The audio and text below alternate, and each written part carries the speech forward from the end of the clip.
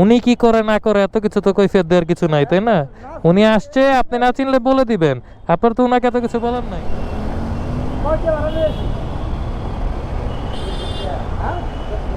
কেন আসছে, কয় টাকা নিয়ে আসছে, এগুলো তো আজাইরা কোশ্চেন।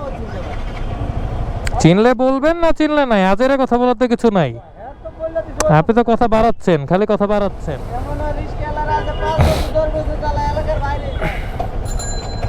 ইনি হচ্ছে একজন রিক্সা চালক, আরেকজনকে জিজ্ঞেস করছিল যে বনানীর রাস্তাটা আসলে বেসিক্যালি কোন দিকে।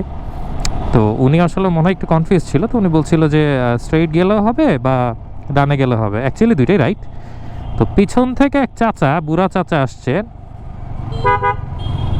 সরি, তো পিছন থেকে এক বুড়া চাচা আসছেন। তো উনি এসে, আপনি কেন রিক্সা এদিকে নিয়ে এসছেন, বনানী কোথায় যাবেন, এত বছর ধরে, কত বছর ধরে চালান, কয় টাকা নিয়ে আসছেন ভাড়া, এখানে কিভাবে আসছেন?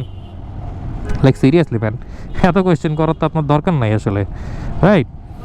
আপনি যদি বলতে পারেন, হেল্প করতে পারলে হেল্প করে দিবেন, আদারওয়াইজ নট। হ্যাঁ, সিম্পল থিং। সো আমরা আসলে নিজেদের সাধ্যমতো চেষ্টা করি যার যার এন থেকে, বাট কাউকে বদার করি না করি, বিকজ মানুষকে আসলে সাহায্য করাটাই আমাদের অ্যাকচুয়ালি সামাজিকতা বলে।